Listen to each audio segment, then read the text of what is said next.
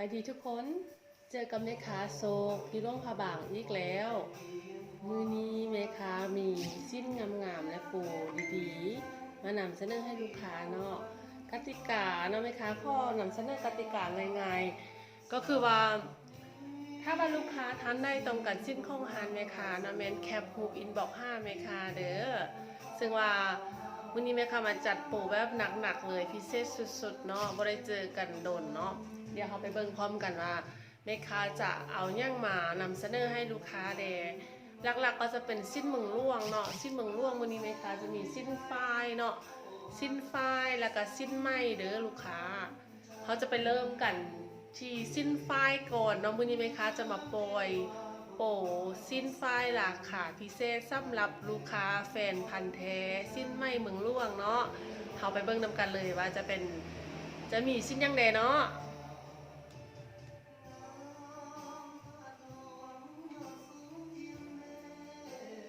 ตัวนี้จะเป็นสิ้นเก่านะลูกค้าเนาะ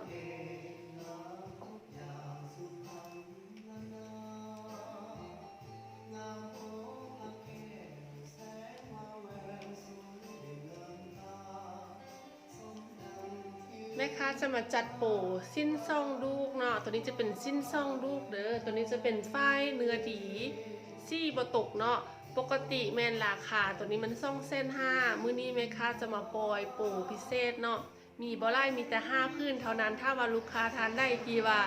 เป็น FC ติดตามเนาะ F ก่อนเมนใดก่อนเด้อลูกค้ากติกาง่ายๆแคปฮูปอินบ็อก5แม่ค้าเลยเนาะตัวนี้แม่ค้าจะปล่อยราคาเพียงแต่1 เส้นกีบเท่านั้นเนาะสิ้นงามบ่มีตำหนิอย่างเนาะลูกค้าเนาะ1 เส้นกีบแม่ค้าฝากให้ฟรีเลยนะลูกค้าเนาะลูกค้าอยู่ต่างขวางแม่ค้าฝากให้ฟรีเนาะเพราะว่าเป็นโปรโมชั่นพิเศษตัวนี้เนาะลูกค้าแคปฮูปเลยเด้อแคปฮูปเนาะแล้วก็อินบ็อก5แม่ค้าเลยถ้าว่าลูกค้ามักนะแม่ค้ามาปล่อยราคาโปรนี้บ่มีไล่เนาะแม่ค้ามาปล่อยราคาโปรบ่มีไล่เด้อมีแต่5พื้นเนาะตัวนี้ก็งามลูกค้าถ้าลูกค้ามักแคปฮูปเลย1 เส้นกีบเนาะ1 เส้นกีบเท่านั้นเนาะแม่ค้าฝากฟรีให้เลยเนาะขอบใจลูกค้าทุกคนเด้อที่ว่ากดแชร์ให้แม่ค้าเนาะกดแชร์กดไลค์แล้วก็กด Subscribe ทาง YouTube Channel ให้แม่ค้าเนาะเพราะว่าแม่ค้าปล่อยสิ้นราคางามๆเนาะถ้าว่าลูกค้าท่านได้บ่ทันกดติดตามก็ติดตามแม่ค้าเด้อ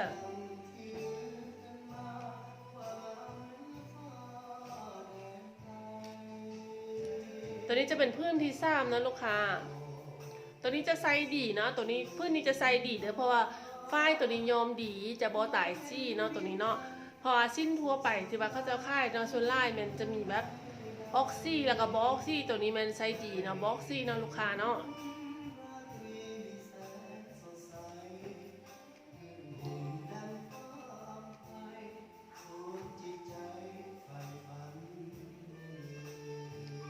ตัวนี้นี่จะคือกับวังจีเนาะแต่ว่าจุดซี่นี่จะต่างกันเนาะตัวได้กระไดเนาะเพราะว่ามันคล้ายๆกันเนาะงามเนาะตัวจริงจะงามไล่นะลูกค้า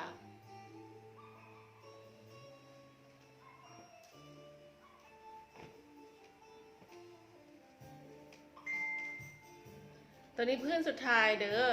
พื้นสุดท้ายสำหรับสิ้นไฟเซลเนาะสำหรับสิ้นไฟเซลมือนี้แมนพื้นสุดท้ายเนาะมีแต่5พื้นที่แม่ค้ามาปล่อย1 เส้นกิฟต์ลูกค้าแคปฮูปอินบ็อก5แม่ค้าเลยเนาะแม่ค้าจะมาจัดโปรพิเศษในช่วงตอนท้ายของวิดีโอเนาะถ้าว่าลูกค้าท่านได้ติดตามก็จะได้เอฟก่อนเนาะไวๆเนาะ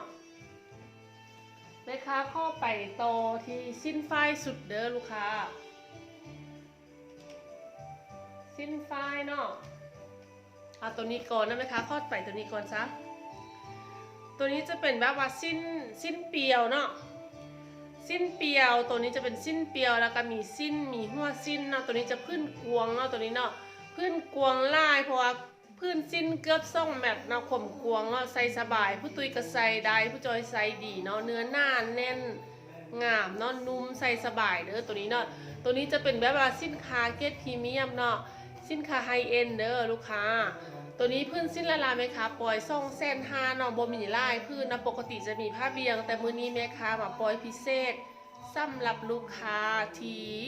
ต้องการสิ้นลาเนาะตัวนี้จะมี3พืชนะไหมคะเดี๋ยวให้เบิ่งนี่จะเป็นซี่กลมนะลูกค้าเด้อซี่กลมงามได้นะตัวนี้เนาะ250,000 กีบไหมคะแถมส่งฟรีให้ทั่วประเทศลาวเนาะภายในประเทศลาวไหมคะแถมฟรีให้เด้อลูกค้าแคปรูปเลยเด้องามไล่ตัวนี้จะแบบงามเรียบรูเนาะเป็นลายมาน้อยตัวนี้จะงามลายและสำหรับลายมาน้อยนี่มันจะมีมาไหมคะมาปล่อยมือนี้เนาะสำหรับสิ้นเปียวในมือนี้จะมี3ซี่เนาะก็คือซี่กลมตัวนี้จะเป็นซี่ปังเนาะซี่ปังพื้นจะงามเนาะเห็นบ่พื้นจะเริ่มงามพื้นจะหน้าเนาะเฉพาะสิ้นพื้นเดียวนี่เกือบกิโลหนึ่งเนาะเครื่องโลนี่บ่วิดอยู่แล้วเนาะตัวนี้เนาะงามลายเนาะแล้วก็มีหัวสิ้นงามๆให้พร้อมใส่ดีเนาะลูกค้าถ้าลูกค้าใส่สิ้นฝ้ายฮานเห่านี่นะ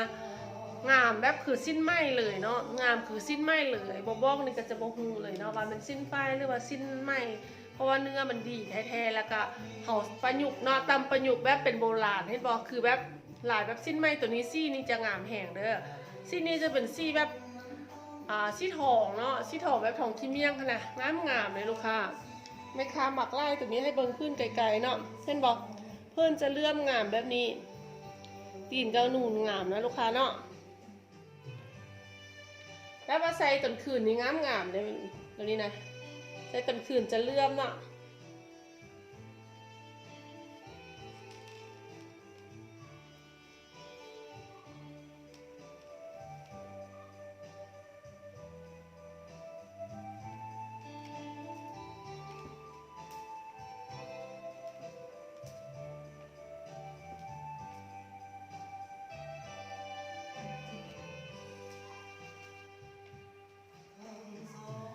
เดี๋ยวแม่ค้ามาต่อกันอยู่สิ้นสุดผ้าเบียงก่อนเนาะก่อนที่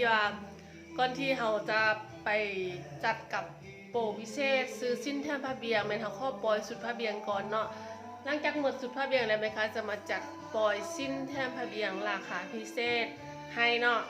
เอามาต่อกับตัวนี้ก่อนเนาะตัวนี้จะเป็นแบบว่าลายตัวนี้จะเป็นลายเข้าไม้นะลูกค้าลายตัวนี้จะเป็นลายเข้าไม้เนาะตัวนี้จะเป็นลายโข่งกาบเด้อทุกคนโข่งกาบแล้วก็โข่งดอกคอเนาะมีหัวสิ้นครบเสร็จเนาะพื้นสิ้นก็จะงามเนาะใส่ตันคำก็จะเลือบงามแบบนี้ทุกคนเดี๋ยวไหมคะดึงผ้าเบียงให้เบิ่งตัวนี้จะเป็นลายออกใหม่เนาะผ้าเบียงก็จะผ้าเบียงเขาหยาวเนาะหยาวแล้วก็ใส่ตูมละพาดขึ้นเมื่อกระไดเนาะใส่ตูมละพาดขึ้นกระไดเนาะตัวนี้เนาะ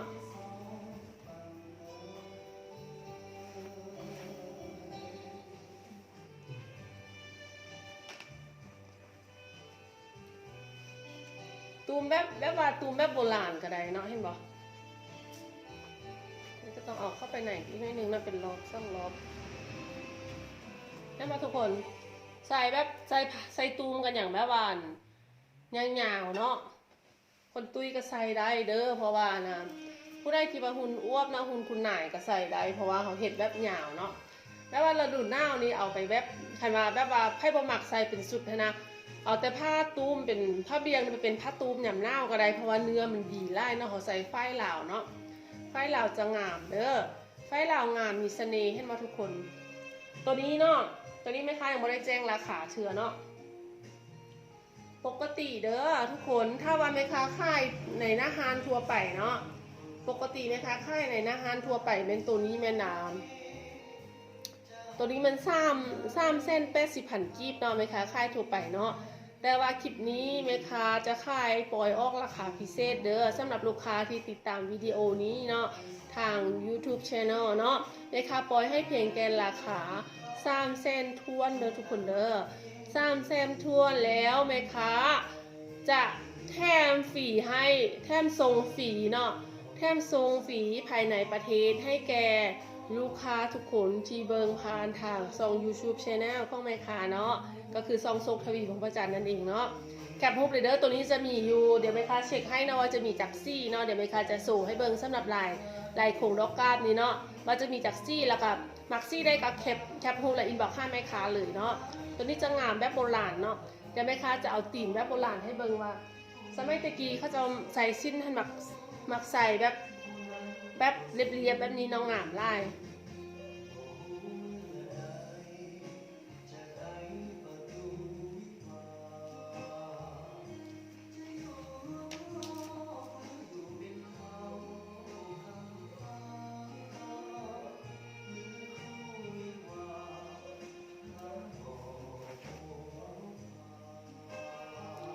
ตัวนี้ก็จะเป็นลายดอกโค้งกันเนาะ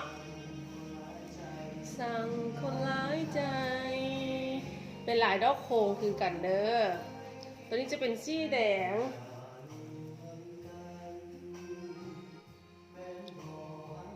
งามแล้วตัวนี้เนาะ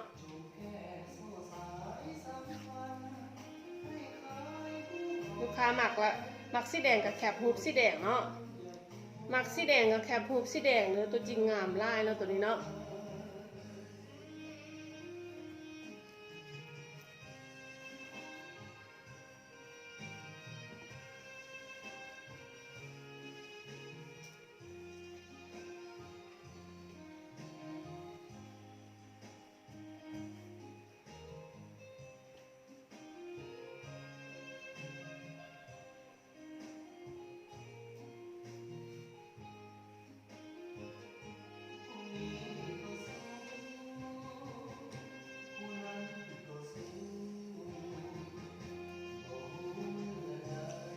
สำหรับลายโค้งแล้วก็มันจะมาอยู่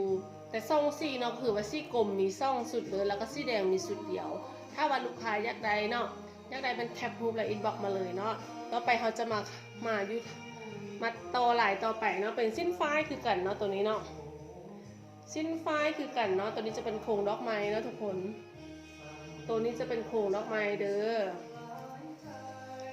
ที่นี้จะเป็นแบบสีออกกะปิเนาะสีออกกะปินะทุกคนลายสีนี้นะ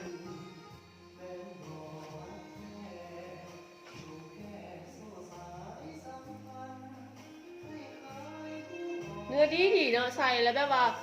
บ่มีความระคายเคืองเลยตัวนี้ลูกค้าใส่ดีแท้ดีว่าเนาะบ่ระคายเคืองผิวเนาะลูกค้าเอาไปใส่ลองเบิ่งแล้วจะติดใจเนาะราคาแม่ค้าก็ปล่อยให้แบบพิเศษสุดๆเลยเนาะมีหัวสิ้นพร้อมมีหัวสิ้นแล้วก็จะมีแบบดอกสิ้นเห็นบ่ดอกสิ้นก็จะงามแบบนี้เนาะซี่กะปิเนาะแคปฮูกเลยไหมคะปอยเป็นโปรเดียวกันเนาะปอยโปรเดียวกันก็คือว่า3 แสนกีบแล้วก็จะแถมฝากฟรีภายในประเทศให้พร้อมเนาะสำหรับลูกค้าที่ติดตามทางช่อง YouTube Channel เนาะโอเคไหมคะไปซี่ไหมนะเพราะว่าลายนี้จะมีไล่ซี่เนาะลายนี้จะมีไล่ซี่มา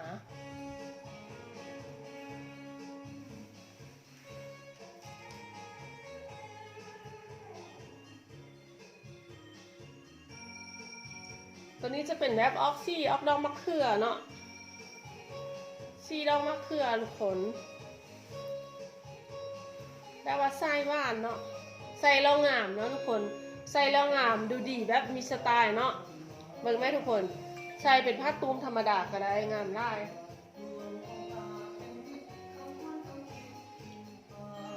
ตัวนี้เนาะตัวนี้แม่ค้าบ่อยากเข้าไกลนะเพราะแซงมันเบลอเนาะตัวนี้สำหรับตัวนี้จะเป็นแบบว่ามีแม่เงินอยู่ในพื้นเด้อทุกคนมีแม่เงินอยู่ในพื้นพร้อมเนาะตัวนี้เนาะงามเนาะตัวนี้เนาะ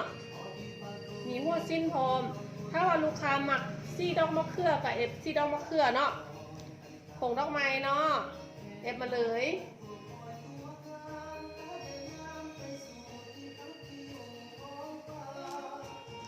ซี่ดอกมะเขือนี่จะมีซ่องสุดเด้อลูกค้าดอกมะเขือนี่มีซ่องสุดเนาะนะครับลูกค้าได้ซ่องทานเนาะ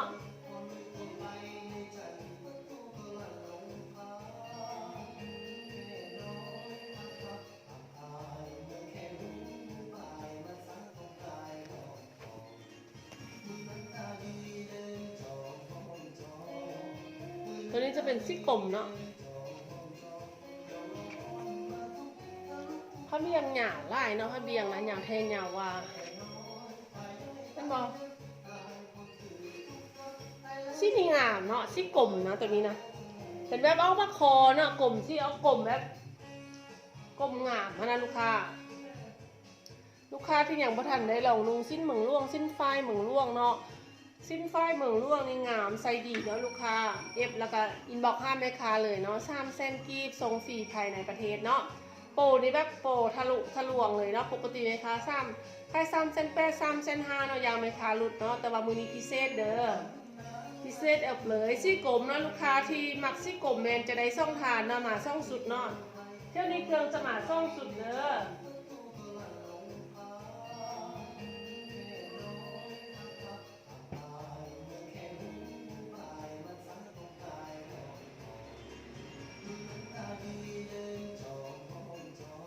แป๊บเดียวเนาะแม่ค้าคนเครื่องแป๊บเดียว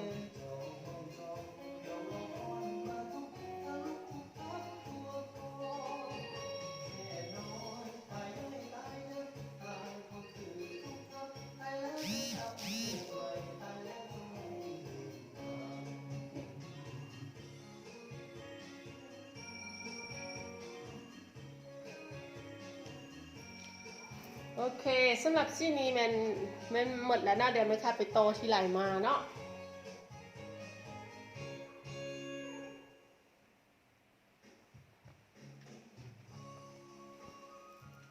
ไหลมาตัวนี้จะเป็นซี่เขียวมินเด้อลูกค้าไหลมาซี่เขียวมินงาม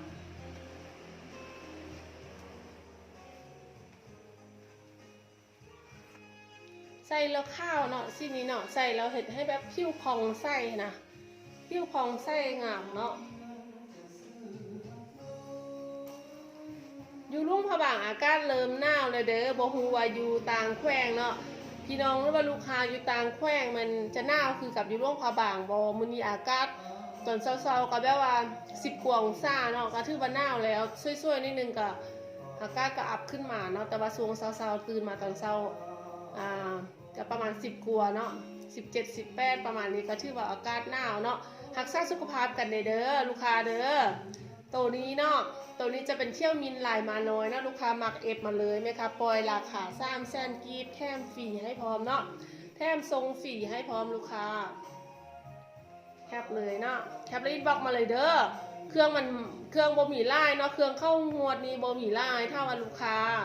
แคปก่อนแมนจะได้ก่อนเนาะแม่ค้าข้อปล่อยสิ้นฝ้ายแล้วก่อนแล้วหลังจากนั้นแม่ค้าจะไปลงท้ายโดยสิ้นไม้มอน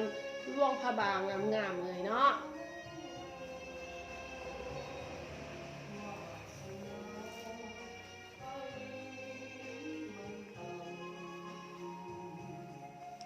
มาน้อยซี่กลมเด้ออะไรมาน้อยจะมาแต่ซ่องซี่เนาะก็คือว่าซี่เขี้ยวมิ้นและก็ซี่กลมลูกค้าฮู้บ่ซี่กลมนี่นะหรือว่าซี่อื่นก็ดีเนาะสำหรับผ้าเบียงเนาะผ้าเบียงตัวนี้แม่ค้าเฮ็ดแบบสไตล์แบบว่าสไตล์โบราณคลาสสิกเนาะคือว่าใส่แบบใส่กับเครื่องตัวได้ก็ได้ขนาดบ่ได้เลือกเครื่องได้ลูกค้าแบบเห็นบอกคือแบบแม่ค้าใส่แบบนี้นะใส่สุดไปลิ้นธรรมดาแล้วก็แบบยำหน้ามันบอกเห็ดเป็นผ้าตูมผ้าพันคอก็ได้มันก็แบบดูดีนะลูกค้าว่าจำเป็นจะต้องเห็ดแต่ผ้าเบียงเนาะเพราะว่าถ้าฝ้ายมันใส่ได้จริงกับชีวิตประจำวันมันลูกค้าก็สามารถบิ่งหรือว่าตูมไปก่านก็ได้เนาะหรือว่าไปเชียวก็ได้เนาะเห็ดให้มีดูดีมีสไตล์เนาะเห็นบอกแล้วก็ทรงเสื้อแม่หญิงเหล่าอีกเนาะได้ส่งโตเลยตัวนี้จะเป็นพื้นซินเนาะพื้นซินนี่สามารถใส่ไปการก็ได้หรือว่าใส่ออกงานก็ได้เด้อลูกค้าใส่ไปการก็จะทนทานเนาะทนทานใส่สบายแน่หน้าบอฮอนอย่างหน้านี่ก็อุ่นให้ความอบอุ่นนะพรเป็นฝ้ายเหล่าดิแม่นบอลูกค้าถ้าว่าใส่เป็นงานกลางคืนก็ได้เด้อตัวนี้นะใส่งานกลางคืนจะแบบเรียบลู่เลยเพราะว่ามันจะมีแบบไม่เงินแทรกซ้อนอยู่นี่น้อยนึงเนาะมาเห็นให้เลื่อมยิบยับมีมิติมาลูกค้างามเนาะตัวนี้เนาะแต่ว่าราคามันคุ้มค่าเด้อลูกค้าเด้อเพราะว่าเครื่องของแม่ค้ามีหลายเกรดเนาะตัวรุ่นทึกแม่ค้าก็มีรุ่นแพงแม่ค้าก็มีเนาะแล้วแต่งานว่างานนั้นจะมีความปานนี้ไล่น้อยสำได้เนาะอีกอย่างหนึ่งก็คือว่าขึ้นกับว่าฝ้ายเนาะจำนวนของฝ้ายและไม้ที่ใส่มันจะมีคุณภาพแตกต่างกันแนวได้เนาะถ้าว่าลูกค้ามักรุ่นทึกก็มีเนาะซึ่งว่าคลิปหน้าแม่ค้าจะมาปล่อยแบบชุดผ้าเบียงรุ่นทึกรุ่นเส้นปลายเนาะแล้วก็สิ้นเปียวรุ่นมง60-70พันที่แม่ค้าก็มีเนาะแต่ว่าคลิปนี้แม่ค้าจะมาลงแบบว่าปล่อยสุด ฝ้ายราคาแบบกันเองเนาะราคาหักแผงซึ่งว่าเป็นฝ้ายเกรดดีมีคุณภาพเด้อตัวนี้จะเป็นฝ้ายเกรดส่งออกเนาะลูกค้าเนาะ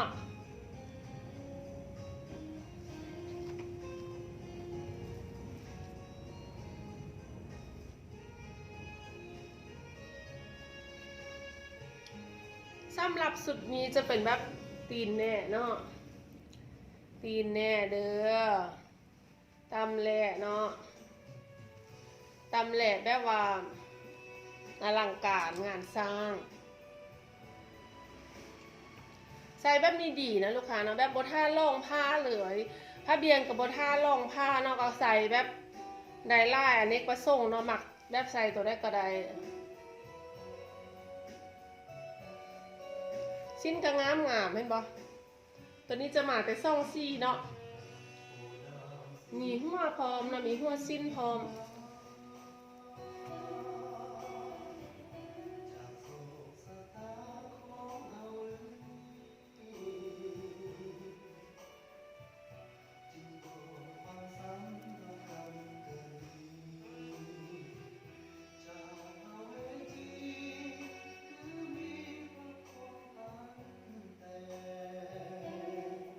งามเนาะแคปรูปเลยเนาะ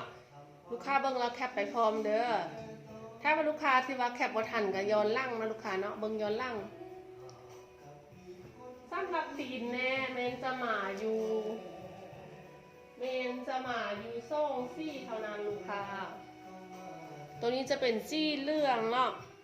ซี่ทอง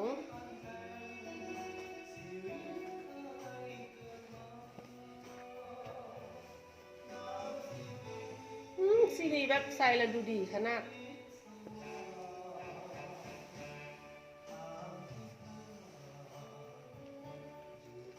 ซี่จะแบบสดใสเนาะแต่ว่าพื้นสิ้นนี่แบบว่าซี่เห็ดพื้นสิ้นนี่เห็ดให้แบบว่าเป็นบรรลุค่างามเนาะลูกค้าหมักตัวนี้เนาะซี่ทองเด้อซี่ทองออกเรื่องน้อยหนึ่งเนาะซี่ทองออกเรื่องน้อยหนึ่งแคปฮูปและอินบ็อกซ์ให้แม่ค้าเลยเด้อสำหรับตัวนี้เนาะซี่ตัวนี้มันจะได้ซ่องสุดเนาะลูกค้าตัวนี้จะมาซ่องสุดเด้อลูกค้ามักแคปฮูปและอินบ็อกซ์ให้แม่ค้าเลยเนาะเพราะว่าซี่นี้งามไล่เนาะซี่ผู้ดีที่สุดเลยซี่นี้นะใส่แล้วดูดีขนาดเนาะซี่ทองเนาะ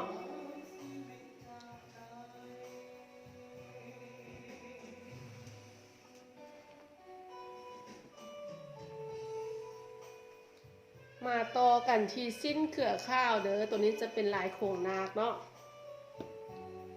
เขื่อข้าวลายโครงนะปกติลายนี้มันปกติลายนี้มันเฮาปอยเนาะปกติเขาค่ายหน้าฮานธรรมดานะมันราคา U2C 450,000เนาะตัวนี้เนาะตัวนี้จะแบบว่าใส่แล้วแบบแบบงามแท้งามว่าตัวนี้นะเพราะลูกค้าไส้บุญเนาะลูกค้าไส้บุญอย่าพลาดนะตัวนี้เนาะลูกค้าไส้บุญอย่าพลาดเด้อเห็นบ่มีเกาะน้ำไหลอีกเนาะน้ำไหลเนาะตัวนี้เนาะขึ้นสิ้น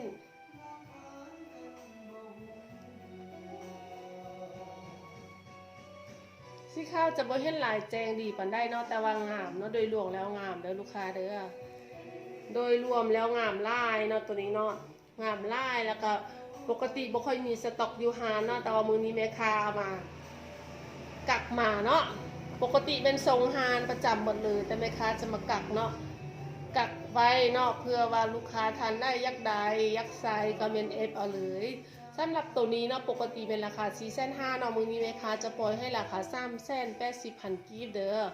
ตัวนี้จะมีแต่3สุดเท่านั้นเนาะมีแต่3สุดก็คือว่าซี่นี้เนาะซี่นี้จะมีอยู่2สุดเนาะแล้วก็จะมีอีกตัวหนึ่งมันแม่ค้าจะมาให้เบิ่งเนาะอีกตัวหนึ่งจะเป็น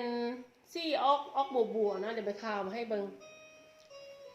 ราคาพิเศษสุดๆแบบว่าเบิ่งแล้วคือจะกินได้เลยลูกค้าซี่นี้นะ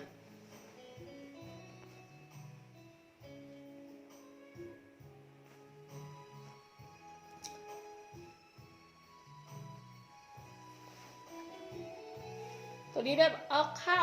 วแบบว่าเอาไข่นิดนึงเนาะเป็นแบบข้าวนวลข้าวแบบข้าวโปรแจงเลยลูกค้าซี่แท้กับยูกองนี่บ่ต่างกันหลายเนาะลูกค้าเบิ่งดูลูกค้าไส้ว่านเนี่ยสุภาพเด้อซี่นี้เห็นบ่แบบว่าดูดีสุดๆเลยงามลายนะตัวนี้ไหมคะบริฟันหน่อยเด้อถ้าลูกค้าเอฟไปไหมคะฟันหน่อยให้เนาะขึ้นสิ้นลูกค้าเอ้ยไหมคะบริลีดเนาะความงามลูกค้าแคปรูปอินบ็อกมาเลยความว่างามลูกค้าแคปรูปอินบ็อกมาห้าไหมคะเลยเนาะไหมคะปล่อย300,008เนาะตัวนี้จะเป็นแบบว่ามาแต่พื้นเดียวเลยอีกตัวหนึ่งที่ว่าไหมคะโซไปเมื่อกี้นี่มันมีซ่องสุดเนาะก็คือว่าแม่ค้ามาปล่อยให้ราคาโปรมีแต่3สุดเท่านั้นเนาะสำหรับสุดลายโครงนางเนาะโอเคแม่ค้าผักเบกเด้อแม่ค้าผักเบกก็คือว่าแม่ค้าจะมาปล่อยแบบว่าสิ้นฝ้ายซื้อสิ้นแทมผ้าเบียงเนาะแต่แม่ค้าปล่อยให้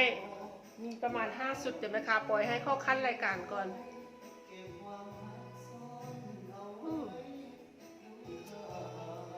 มึงจอกข้างในคามันเป็นถุงลงปีนเนาะยูนิเคนว่า Mrs. Always Lies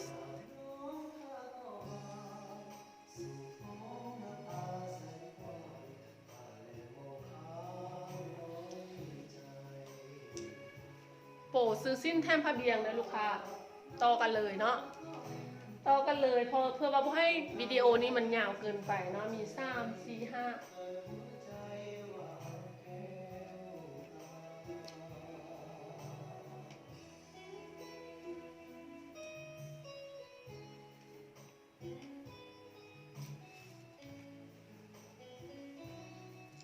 ลูกค้าตัวนี้เนาะสิ้นตัวนี้เนาะสิ้นตัวนี้จะเป็นแบบว่ายอมมอนินเนาะเป็นฝ้ายยอมมอนินซี่ธรรมศาสตร์เนาะเป็นฝ้ายยอมมอนินซี่ธรรมศาสตร์ลูกค้างามเนาะตัวนี้แม่ค้าบริค่ายเด้อสำหรับผ้าเบียงหรือผ้าตุ้มตัวนี้แม่ค้าบริค่ายเนาะแม่ค้าจะแถมเนาะเมื่อลูกค้าซื้อสิ้นพื้นนี้สิ้นก็จะยอมมอนินคือกันเนาะหอมเนาะกลมจะเป็นกลมเข้มเนาะหอมงามไล่นะลูกค้าสิ้นตัวนี้ปกติแม่ค้าจะค่ายเนาะค่ายอาหารราคา2.5เนาะสิ้นตัวนี้ปกติแม่ค้าค่ายอาหาร2.5มื้อนี้แม่ค้าจะปล่อยเนาะราคา2.3เนาะแถมฝากฟรีภายในประเทศเด้อลูกค้าแถมฝากฟรีภายในประเทศราคา2.3แม่ค้าจะแถมผ้าเบียงงามๆนี้ให้พร้อมเนาะลูกค้าเราดูหน้าแบบนี้เอาไปตูมก็ได้เฮ็ดเบียก็เอามาพันคอก็ได้เนาะตูมงามๆเลยเนาะเลิศๆงามๆเลยเนาะอีกอย่างหนึ่งหอมเนาะ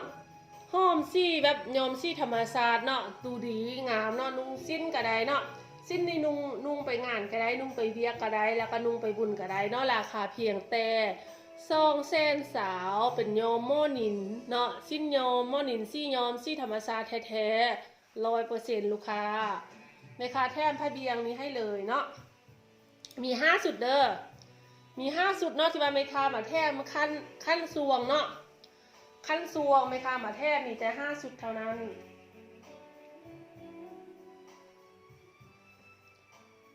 ตัวนี้จะเป็นซ่องสุดเนาะที่ว่าชื่อตัวนี้แม่ค้าแถมตัวนี้ให้เลยเอาไปเข้ากันได้เนาะใส่เข้ากันได้เนาะถ้าว่าลูกค้าอยากได้โปรตัวนี้ก็แคปรูปมาเลยเนาะตัวนี้จะหลายตังบางกี้เนาะหลายตังบางกี้ได้ผ้านี้แถมไปเลยเนาะได้ผ้านี้แถมไปเลยปกติสุดหม้อนินเป็นสุดผ้าเบียงแบบนี้แม่ค้าจะขายเนาะหรือว่าขายอาหารปกติมันจะราคาประมาณ450,000เนาะมื้อนี้แม่ค้าปล่อยซื้อสิ้นแถมผ้าเบียงเนาะราคาเพียงแต่200,000สาวลูกค้าแคปให้ไหวเนาะพอมันจิหมดปะเนาะลูกค้าเนาะตัวนี้เป็นสุดที่4เนาะ สุดที่สี่ก็คือตัวที่แม่ค้าโซไปทำอิฐแล้วเนาะตัวนี้เนาะซื้อแล้วก็แถมไปเลยซ่องยารายการ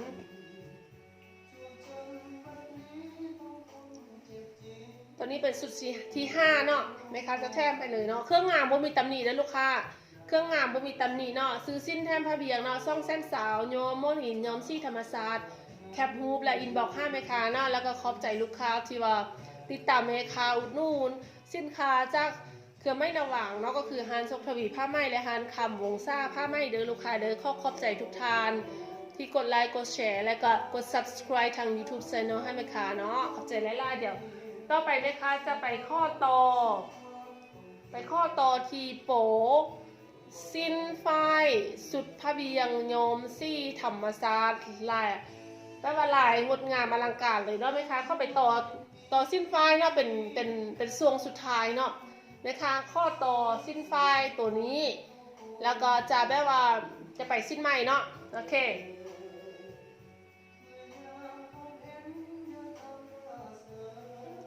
ตัวนี้จะเป็นแบบว่ายอมซี่ธรรมศาสตร์เด้อลูกค้าเด้อธรรมศาสตร์100%ไฟเค้นโดยมือปลูกเองเนาะเค้นแล้วก็ตำแล้วก็ยอมที่ซี่ธรรมศาสตร์เนาะลูกค้าใส่สบายเนื้อดีเด้อตัวนี้เด้อตัวนี้จะเป็นแบบว่าฝ้ายเส้นน้อยเด้อลูกค้าเนาะตัวนี้จะเป็นแบบว่าฝ้ายเส้นน้อยเด้อมันจะบนหนักเนาะเพราะว่ารัดทำอิฐเนาะรัดทำอิฐรัดที่ซ่องไหมคะเห็ดออกมาจะใส่ฝ้ายเส้นมือเส้นใหญ่ลูกค้าเพิ่นบ่ยักหมักบ่ยักนิยมปันได้เพิ่นว่ามันหนักว่าจันไหมคะก็เลยว่าเห็ดแค่น้อยลงแล้วก็มาเห็ดเป็นสุดงามๆเนาะตัวนี้จะเป็นสุดแบบว่าออกซี่ออกกะปิบ่ซี่แบบนี้เลยเนาะซี่แท้แบบนี้เลยงามเนาะแล้วก็จะจกดอกเนาะดอกโข่งกาบแล้วก็จะมีนาคูเนาะโข่งกาบแล้วก็จะมีนาหัวน้ำตัวนี้จะเป็นสิ้นลูกเดียวแต่ว่าตีนซ่องลูกเดิมแบบโบราณเนาะงามไล่ลูกค้าแต่ว่าอยู่ไกลๆนี้ห้อมเลยเนาะลูกค้านะห้อมซี่ธรรมศาสตร์เลยเนาะตัวนี้แม่ค้าข้อแจ้งราคาเนาะ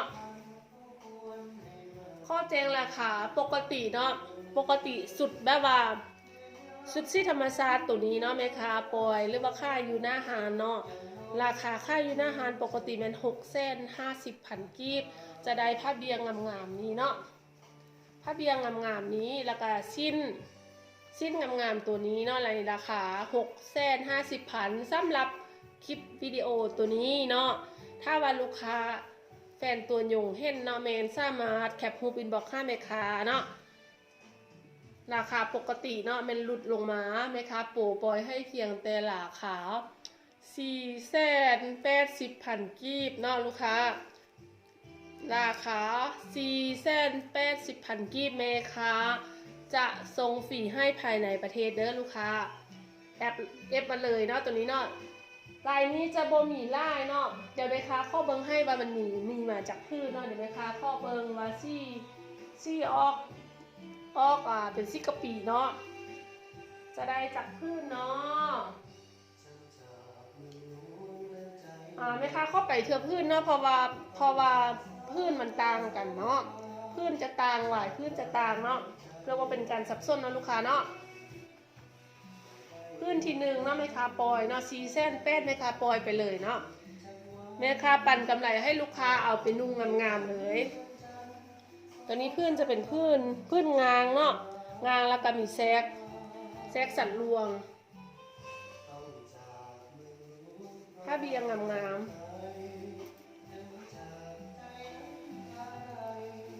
เนาะไปเห็ดแบบเห็นบอกลูกค้าไปเห็ดผ้าพันคอแบบนี้ก็แบบมีสไตล์สุดๆเลยงามแม่ค้าหมักนะอยากให้ลูกค้าหมักหนำอยากให้ลูกค้าใส่แบบว่าสินค้าที่ว่า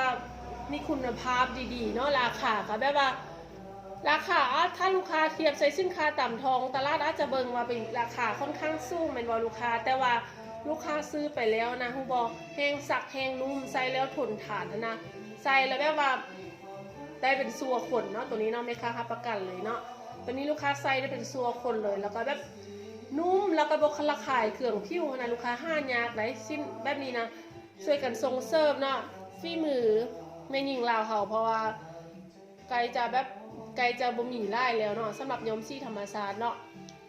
ถ้าว่าลูกค้าบ่ซอยกันอุดหนุนนี่ก็แม่นแบบสร้างฮูกเพิ่นก็จีเสาไปเฮ็ดอื่นๆหมดแล้วเนาะ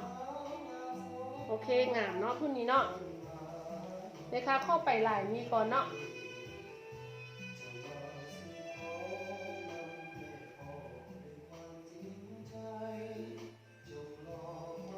ตัวนี้จะเป็นแบบซี่งูดินเด้อลูกค้าเด้องามเนาะตัวนี้เนาะงามไล่ลูกค้างามไล่ลูกค้าได้ที่ว่าทานได้ที่ว่าเคยเอฟหรือว่าเคยซื้อสิ้นหอบไปก่อนแล้วอย่าจีน้อยใจเด้อเพราะว่าตัวนี้เป็นแม่ค้ามาจัดโปรพิเศษเนาะห่างให้กันไปโดนนานเป็นบอลูกค้าแม่ค้าห่างให้กันไปโดนนานก็มาจัดโปรแบบจุใจน้อยนึงเนาะจัดโปรแบบจุใจน้อยนึงให้บอลูกค้างามเนาะงามสุดๆเลยนี่แม่ค้าหมักเลยนี่นะแม่ค้าเห็ดแต่สิ่งที่แม่ค้าหมักเท่านั้นเนาะสิ่งได้ที่แม่ค้าบ่หมักแม่ค้าบ่เห็ดแล้วก็บ่เอามาขายเนาะงามเลยตัวนี้จะแบบดอกแจงนะเพราะว่าพื้นซี่มือแล้วก็จกดอกมาเป็นผงดอกกาบแล้วก็จะเห็นนั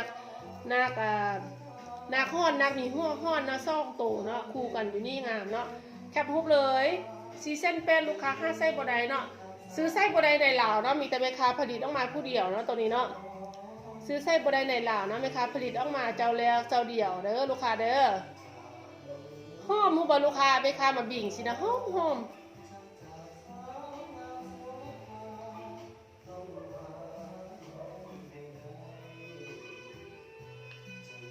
ตัวนี้ก็จะเป็นซิ่งงูดินคือกันเด้อ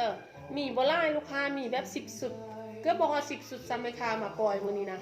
ถ้าว่าลูกค้าได้ที่ว่าเห็นคลิปนี้เป็นโชคดีสุดๆเลยอยากให้ลูกค้าทุกคนนะลูกค้าหรือว่าเป็นหญิงลาวทุกคนเฮามีสิ้นฝ้ายลาวแบบเป็นฝ้ายลาวแท้ๆแล้วก็ยอมสีธรรมชาติแท้ๆนะไว้ครอบของให้อุ่นใจจากพื้นนึงเนาะเพราะว่ามันห้ายากลูกค้างามหลายเนาะตัวนี้เนาะเห็นบ่เอามาใส่ขิงอะไรก็แบบดูดีเลยบ่ทันได้นุ่งเทื่อก็ดูดีแล้วเนาะตัวนี้จะเป็นเซตลูกค้าแคบรูปเลยลูกค้า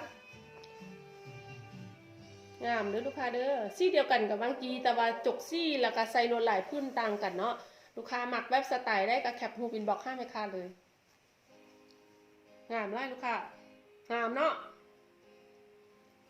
อันถ้าแม่ค้าจอยลงนี่กว่านี้5 โลแม่ค้าจะเป็นนางแบบโลดเป็นนางแบบโฆษณาสินค้าตัวเองโลดนี่เห็นบ่งามเนาะแคปรูปเลยตัวนี้แม่ค้าหมักเป็นพิเศษเนาะซี่นี้เนาะถ้าเบียงกับกวงเลยลูกค้าถ้าเบียงกวงเนาะ040ลูกค้าสามารถเอาไปเฮ็ดผ้าตูมก็ได้งามหลาย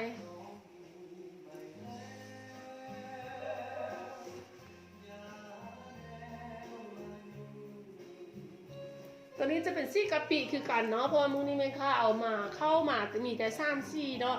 ซี่กะปิแต่ว่าจะต่างหลายเด้อลูกค้าเด้อจะต่างหลายเด้อเดี๋ยวแม่ค้า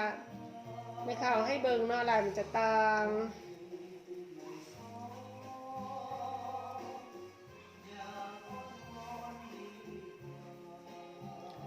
ลายจะต่างเนาะอุ้ยสีนี่ใส่ดูดีเนาะใส่แล้วงามใส่แล้วดูดีใส่แล้วกลายเป็นไฮโซเลยใส่แล้วแบบงามเลยเนาะจะได้ไม่ค้าลงตัวเองเลยเนาะชิ้นนี้เนาะ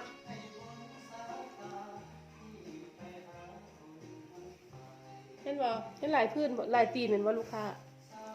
ลายจะต่างเนาะลายจะต่างน้องกีเด้อลายจะต่างเด้อตัวนี้เด้อเป็นโครงดอกคือกันเนาะตัวนี้เนาะโครงดอกไม้ดอกข้อเนาะตัวนี้เนาะงามนะลูกค้าเนาะมักซี่ดีกับเอฟมาเลยลูกค้าแคปรูปมาให้แม่ค้าเลยเด้อแม่ค้าบ่มีไล่เด้อลูกค้าแม่ค้าแจ้งไปแล้วเนาะแม่ค้าแจ้งจำนวนไปแล้วว่าแม่ค้าจะปล่อยจากพืชเนาะถ้าว่าหมดโกต้าแล้วก็จะบ่ได้เด้อราคาพิเศษนี่นะลูกค้างามไล่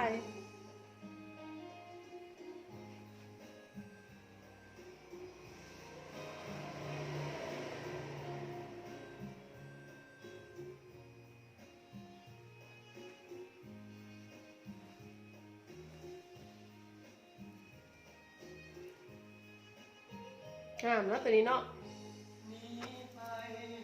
ซี่แบบงูดินคือการลูกค้า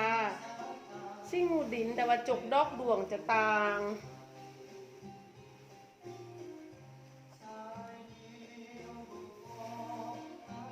งามลายงามลายลูกค้าเอ้ยเห็นบอกนี่ค่ะฮับห้องเลยลูกค้าทานได้ได้นุงนี่มันแบบไปยืนมอชิ้นไม้ในชิ้นไม้อายเลยเห็นบอก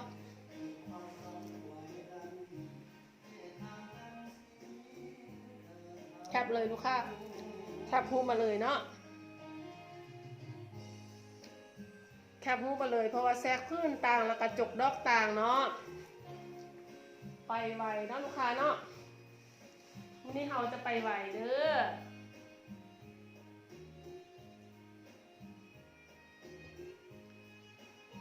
ตัวนี้จะเป็นแบบออกซี่แบบซี่ตับหมูแม่นบอลูกค้าเอิญคือกับเมคาบอหรือว่าซี่เกนข้ามบอกจะเอิญว่าซี่ยังดีเอิญซี่ตับหมูหรือซี่เกนข้ามดีซี่แท้ๆคือกับฮูปตอนนี้เลยเนาะซี่แท้ๆคือกับฮูปตอนนี้เลยบ่ฮู้ว่าจะเอิญซื้อย่างเบิงผ้าเบียงท้ายผ้าเบียงเนาะฝืมใหญ่เห็ดผ้าตูมใดลูกค้างามเนาะงามบ่มีทิติเลยลูกค้าแคปฮูปเลยลูกค้าแคปฮูปเลยเด้อเห็นบองามลูกค้าแคปฮูปอินบอก5ไม่ค่ะเลยยอมซี่ธรรมศาสตร์ราคาพิเศษ 480,000 กิฟต์นะลูกค้าเนาะสำหรับที่ว่าไม่ค่ะโซ่10สุดนี้สำหรับคอลเลกชันนี้เนาะจะเป็นยอมซี่ธรรมศาสตร์ฝ้ายเข็ดมือลูกค้าฝ้ายเข็ดโดยมือเนาะตามโดยแม่ยิงลาวตามโดยมือ 100% เนาะตัวนี้เนาะโอเคเด้อลูกค้าเด้อสังเกตพื้นสิ้นเดิมมันจะต่างเนาะลูกค้าไม่ค่ะเอามาให้เบิงโอเคตัวนี้ลายเดียวกันกับบังกี้แต่ว่าพื้นสิ้นต่างเนาะพื้นสิ้นต่างแต่ว่าความงามคือกันลวดลายแตกต่างน้อยนึงแต่ความงามคือกันเป็นบอลูกค้าใส่แล้วงามใส่แล้วปังใส่แล้วงามใส่แล้วปังใส่แล้วดูดีเนาะเป็นบอลูกค้าแคปเลยลูกค้าแคปเลยเดี๋ยวราคาพิเศษเนาะราคานี้ราคาตลาดแตก ราคาตลาดแตกลูกค้าแคปเลย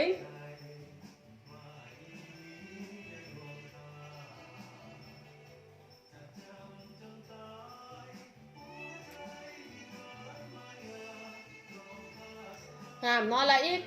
อีกสุดหนึ่งมันแม่ค้าจะมีอีกสุดหนึ่งซี่แบบนี้แต่หลายต่างแม่ค้าข้อโซ่อยู่ท้ายคลิปเนาะเพราะว่าแม่ค้าใส่หุ่นไว้ในแม่ค้าข้อโซ่ท้ายคลิปเนาะถ้าว่าลูกค้าอยากได้เบิ่งซี่นี้หลายต่างเนาะเพราะว่าบางทีแม่ค้าโซ่ไปมัน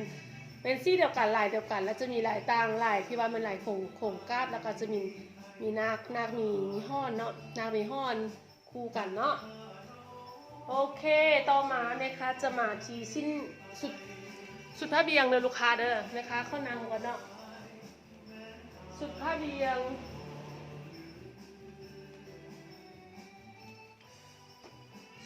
นะคะข้อมาสุดมีกรเนาะเป็นโปรเด้อลูกค้าเด้อเป็นโปรพิเศษเด้อตัวนี้จะเป็นโปรพิเศษนะลูกค้าเนาะ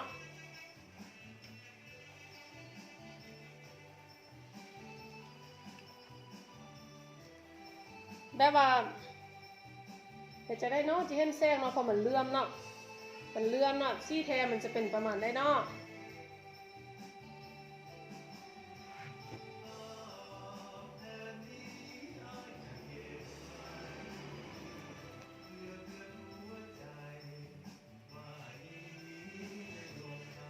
นี่ค่ะซอกจุดพิกัดซี่ก่อนว่าซี่แทจะประมาณได้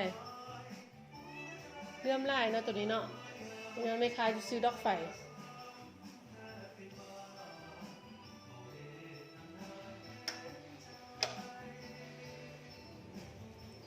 โอเคเนาะไข่ขึ้นได้1เนาะ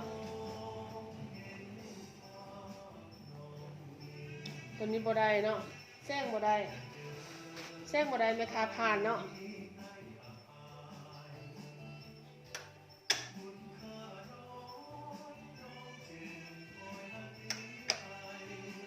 โอ เคตัวนี้แม่ค้าผ่านเลยเพราะว่าแซงบ่ได้นะลูกค้าเนาะแม่ค้ายักโซหลายให้เบิ่งแต่ว่าแซงมันบ่ได้โอเคอยู่บ่ลูกค้าซี่ตัวจริงจะเป็นแบบซี่ไม่ขำเข้มเนาะแต่ว่าตัวนี้แซงมันเห็นได้เป็นซี่ไม่ขำขึ้นไม่ขำจืดนะตัวลูกค้าตัวนี้งามเลยลูกค้าเด้อตัวนี้เนาะปกติเนาะตัวนี้มันจะแบบมีผ้าเบียงต่างหากแล้วแต่ว่ามึงนี่แม่ค้าจะมาแบบปล่อยราคาคู่กันผ้าเบียงตัวนี้แบบว่าแบบมันบ่เห็นหลายแจ้งขนาดลูกค้ากับบ่ฮู้ว่าลูกค้าเห็นแจ้งขึ้นแม่ค้าบ่นี่เห็นบ่ซี่แท้จะประมาณนี้เด้อลูกค้าเด้อซี่แท้ประมาณนี้เนาะสิ้นละผ้าเบียงแม่ค้าปล่อยออกเนาะราคา1,500,000กีบเนาะราคา1,500,000กีบเนาะลูกค้าราคานี้มัน5ใส่บ่ได้เนาะลูกค้าราคาพิเศษงานสุดๆเนาะสินค้าบ่มีตำหนิหยังเด้อลูกค้ามักตัวนี้เนาะสิ้นสุดหนังแก้วลูกค้ามักตัวนี้มันแคปรูปอินบ็อกซ์5แม่ค้า1,500,000กีบเด้อลูกค้าเด้องามเนาะ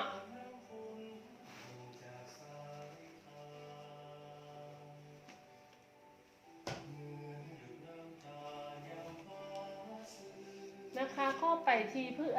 สิ้นหลังมักใหม่ก่อนเนาะแม่ค้าข้อมาอยู่ที่สิ้นหลังมักใหม่ก่อนนั่งจากนั้นจะไปอัดทายด้วยสิ้นมัดหมีเนาะหลังมักไหมมื้อนี้จะมีมาให้เบิงซ่องซี่เด้อลูกค้าเด้อมื้อนี้จะมาให้เบิงซ่องซี่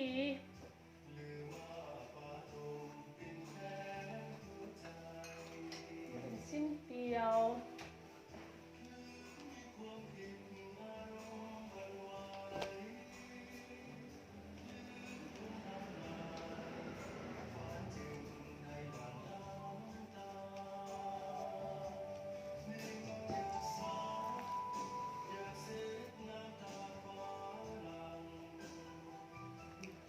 ลูกค้า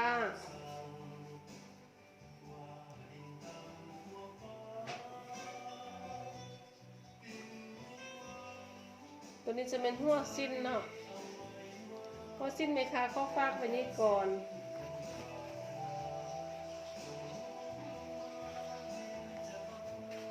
ตัวนี้จะเป็นพื้นสิ้นหลังมักใหม่ซี่ข้าวเด้อลูกค้าเด้อ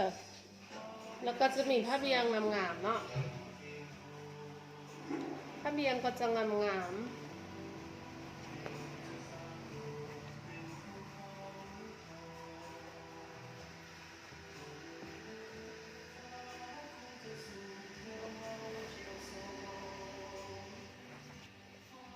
ลูกค้าสิ้นเนาะสิ้นนี้เนาะสิ้นพร้อมผ้าเบียงเนาะปกติแม่ราคาเนาะราคาจะ1,200,000กีบเนาะแม่ค้าขายเนาะแต่ว่ามื้อนี้แม่ค้าปล่อย1,000,000กีบเด้อ1,000,000กีบเท่านั้นพิเศษสุดๆก็คือแม่ค้าจะแถมหัวสิ้นให้เนาะแม่ค้าจะแถมหัวสิ้นงามๆโบราณนี้ให้พร้อมในราคา1,000,000กีบลูกค้าแล้วก็จะแถมส่งฟรีให้ลูกค้าอีกเนาะถ้าลูกค้าแคปรูปและอินบ็อกซ์5แม่ค้าเนาะแม่ค้าจะปล่อยโปรพิเศษให้เลยตัวนี้จะงามเลยลูกค้าเด้องามหลายเนาะลูกค้า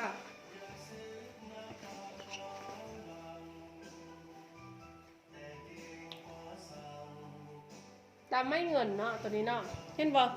บางพื้นไกลๆก็จะเป็นแบบนี้เนาะพื้นไกลๆเป็นแบบนี้ลูกค้าแคปรูปและอินบ็อกซ์5แม่ค้าเลยเนาะงามหลายนะตัวนี้เนาะเนื้อดีเด้อพื้นกวงเด้อลูกค้าตัวนี้พื้นจะกวงเนาะเห็นบ่ลูกค้าสำหรับลายมันมีหลังมักใหม่ตัวนี้เนาะหลังมักใหม่ตาใหญ่ตัวนี้นะมันจะมีแต่พื้นเดียวมาเนาะ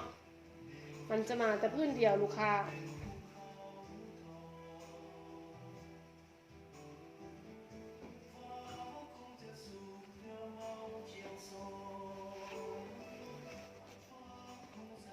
ผ้าเบียงงามเนาะ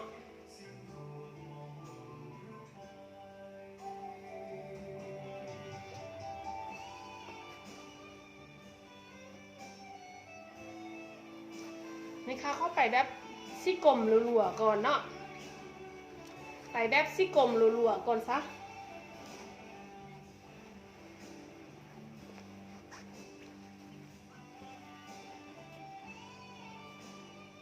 เห็นบอลลูกค้างามเนาะซี่กลมรัวๆงามๆแบบนี้พื้นสิ้นลูกค้าพื้นสิ้นเห็ดจังไรเนาะจีเป็นแบบจีเป็นซี่เดิมเนาะเห็นบอลลูกค้าพื้นสิ้นจะเป็นแบบนี้เด้อพื้นจะเป็นซี่กลมแล้วก็หลังมากมายซี่แบบแดงม่วงแดงนิดนึงเนาะเป็นแบบนี้เลยลูกค้าแต่ว่าเวลาลูกค้าเบิ่งไก่ๆแบบนี้มันจะเป็นแบบคือแบบว่ากลมออกบัวนิดนึงเป็นแบบซี่แบบโบราณตัวนี้นะเป็นแบบซี่สิ้นโบราณสมัยตะกี้เลยเนาะงามนะลูกค้ามักตัวนี้แม่ค้าก็จะแถมหัวสิ้นให้คือกันในราคา1 ล้านกีบเนาะแต่ว่าโดยเรื่องของแซงเราเห็นให้สิ้นมันออกเป็นบัวแห้งเนาะแต่ว่าตัวจริงแล้วซี่จะบัวลายจะเป็นออกกลมเนาะซี่จะเป็นออกกลมๆเด้อเนี่ยพื้นสิ้นมันจะเป็นแบบนี้ลูกค้าเป็นแนวนี้เนาะงามเด้องามมีตีแบบสิ้นโบราณสมัยตะกี้แบบซี่นี่เห็ดยากเนาะลูกค้าเนาะซี่นี่เห็ดยากเนาะลูกค้าจะแถมหัวสิ้นนี้ให้พร้อมเป็นเสร็จเลยถ้าว่าหัวแบบลูกค้าหมักแบบหัวไม่ขำยังสินะแม่ค้าก็จะซอกให้เนาะข้อแบบผลซีเรียนเรื่องหัวพอแม่ค้าแถมให้เนาะแม่ค้าเป็นหัวแถมให้แม่ค้าจะเลือกเอาตัวที่เข้ากันที่สุดให้เด้อลูกค้าเด้อ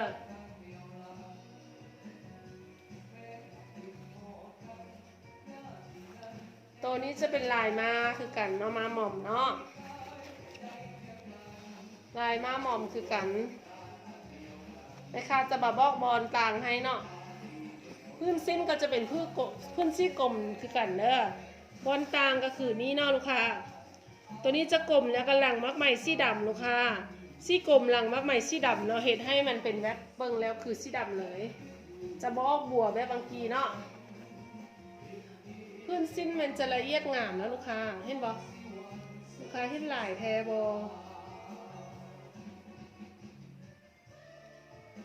งามนะลูกค้าแคปรูปแล้วอินบ็อกมาเลย1 ล้านกีบเนาะแถมหัวสิ้นให้พร้อมถ้าว่าลูกค้าต่างประเทศนะช่วงนี้ก็จะเพียงแต่$100นะเพราะว่าช่วงนี้เป็นเงินตาแข้งตัวเนาะเงินดอลลาร์ได้ไล่กว่าเงินกีบเนาะ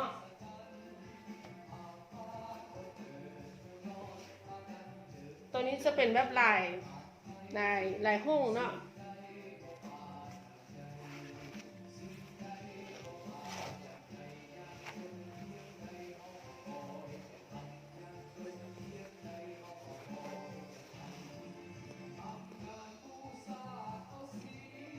พื้นแท้จะแบบนี้เด้อลูกค้าเด้อเป็นซี่กลมเนาะพื้นแท้จะกลมแล้วก็หลังแบบหลังออกม่วงแดงนิดนึงแล้งามดูดีขนาดเลยตัวนี้งามดูดีขนาดเลยลูกค้าแคปรูปเลยเนาะมีแนวแบบแนวละพื้นในลูกค้าไม่ค้าบ่ได้มาปล่อยไล่เนาะไม่ค้าบ่ได้มาปล่อยไล่เอามาแต่แนวละพื้น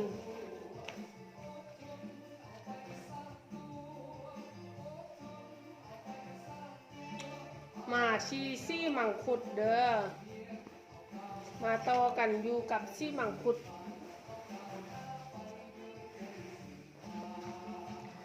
มาต่อกันกับซี่มังคุดเนาะมังคุดออกแบบมังคุดแดงลูกค่ะหลังมักใหม่เนาะหลังมักใหม่สีดำลูกค้าเห็นบ่มังคุดแดงหลังมักใหม่สีดำ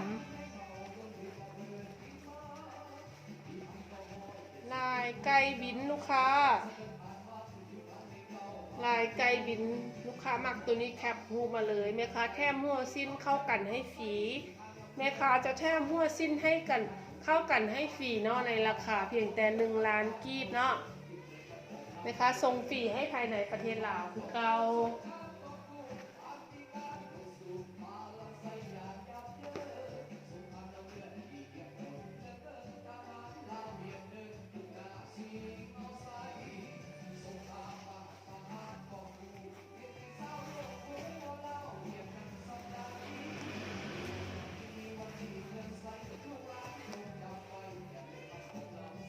นี่เป็นลายซิ่งลูกค้าลายซิ่งเนาะ พื้นสิ้นไหมคะให้เบิงพื้นสิ้นจะเป็นพื้นนี้สีมังคุดแดงเด้อสีมังคุดแดงเนาะตัวนี้เนาะแล้วก็หลังมักใหม่สีดำสีแท้จะโบแดงแบบนี้เนาะลูกค้าเนาะสีแท้จะคือแบบผ้าเบียงนี่แหละสีแท้จะสีคือแบบผ้าเบียงนี่เลยเนาะแต่ว่านี้จะเป็นแบบแซงเห็นได้แบบสีสิ้นมันเปลี่ยนนะแต่ว่าสีแท้มันจะเป็นมังคุดแดงนะลูกค้าเนาะพอเป็นสีแดงเลยจะเป็นสีมังคุดแดงงามนะลูกค้า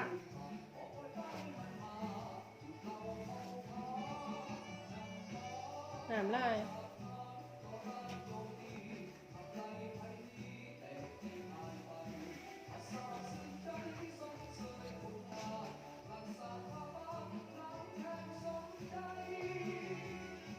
ตัวนี้จะเป็นลายห้องเนาะ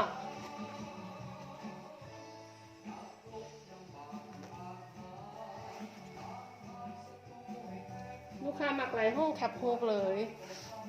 มังคุดแดงลายห้องลูกค้าแคปเลยเนาะทุกพื้นจะมีหัวสิ้นนะไหมคะจะแทบหัวสิ้นให้พร้อม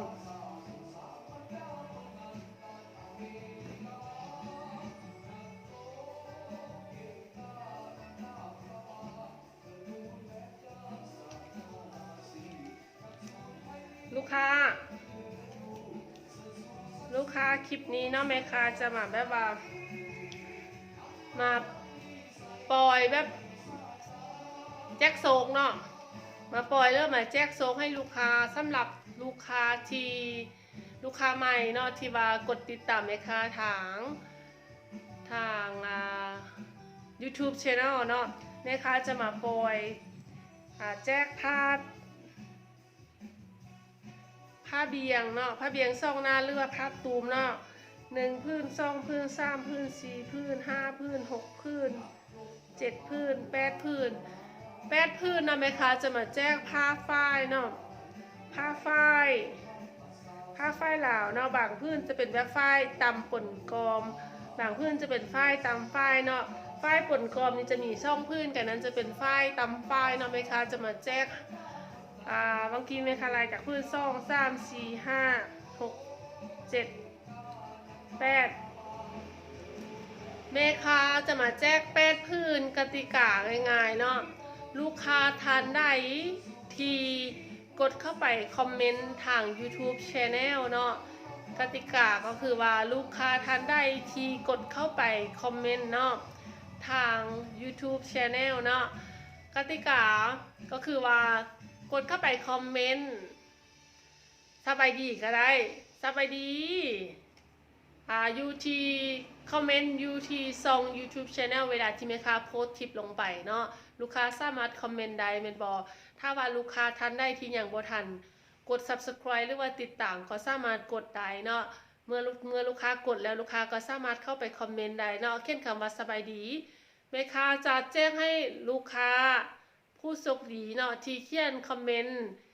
ก็คือว่า8 ฐานเนาะลูกค้าเนาะถ้าว่าลูกค้าเขียนแล้วแม่ค้าจะส่งผ้างามๆนี้ให้1 พื้นเนาะ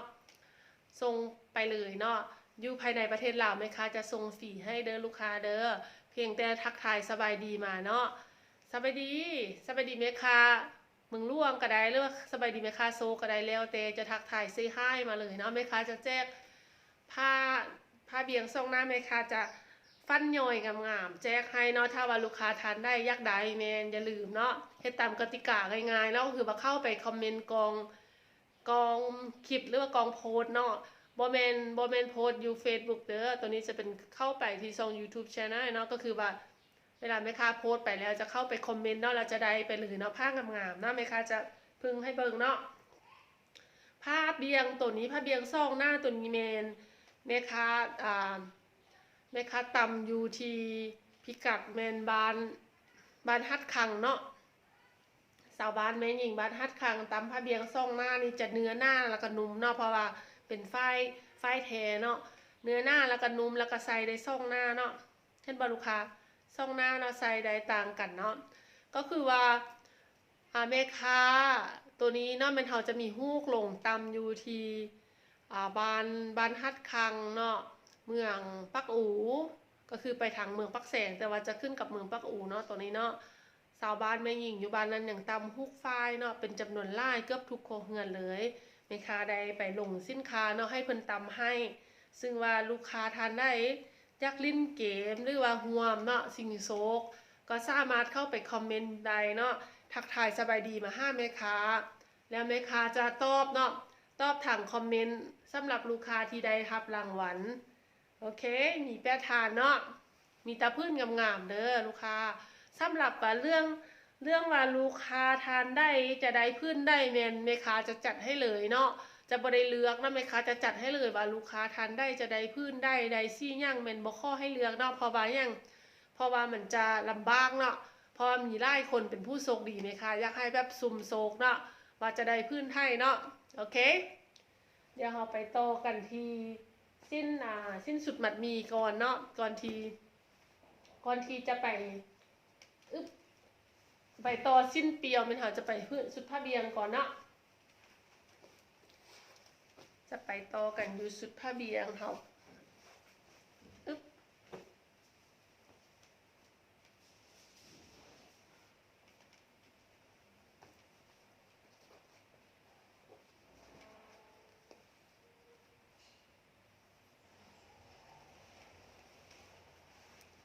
ตัวนี้จะเป็นแบบมีนะลูกค้ามัดมีข้อปองออยเนาะมัดมีข้อปองออยมาคู่กับผ้าเบียงเนาะมัดมีข้อปองออยมาคู่กับผ้าเบียงงามๆเนาะลูกค้าแม่ค้าจะปล่อยราคา1 ล้านกีบเนาะแม่ค้าปล่อยราคา1 ล้านกีบแถมหัวสิ้นแล้วก็ฟากฟรีเนาะแถมหัวสิ้นแล้วก็ฟากฟรีให้พร้อมนะลูกค้าเนาะแม่ค้าจะไล่ให้เราจะมีจากสุด1 สุด2 สุดเนาะ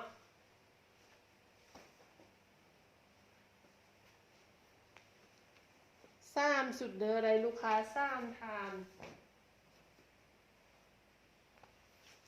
สำหรับตัวนี้จะเป็นลายแบบลายนกเนาะลายนกหรือว่าลายไก่แล้วแต่ผู้จะเอิญเนาะลายนกหรือว่าลายไก่สำหรับลายนี้ไหมคะลายเบิ่งก่อนมันจะมีจากสุด1 สุดลายนี้จะมา2 สุดเนาะ2 สุดแต่ว่าผ้าเบียงจะต่างกันเด้อลูกค้ามักตัวได้ก็เอาตัวนั้นเนาะลูกค้ามักตัวได้ก็แคปเอาตัวนั้นเลยเนาะราคาไหมคะปล่อยให้ราคาซ้ำกันต่อมาจะเป็นลายซี่มังคุดพื้นคือกันเนาะ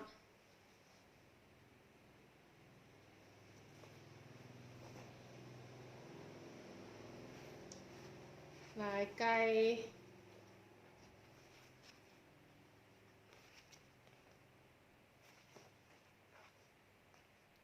งามนะลูกค้าเนาะใส่สบายเนาะสิ้นรุ่นนี้จะใส่สบายได้เนาะเพราะว่าใส่แล้วคือแบบดูดีนะลูกค้าใส่แล้วแบบบระคายเคืองแล้วก็คือแบบดูดีแล้วก็แบบว่ามันจะแบบว่าแคบพูดเลยลูกค้าโอเคแล้วก็จะมาที่ซี่บัวเนาะซี่แบบว่าบัวว่านออกปูนๆนิดนึงลูกค้าพื้นผ้าเบียงจะเป็นแบบใส่ไม้คำฟูเนาะผ้าเบียงจะใส่ไม้คำฟูเนาะตัวนี้เนาะ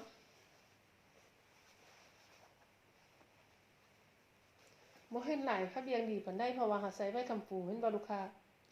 ผ้าเบียงตัวจริงจะเป็นแบบนี้เนาะโอเคเมคาข้อลงท้ายกับสิ้นนี้เนาะ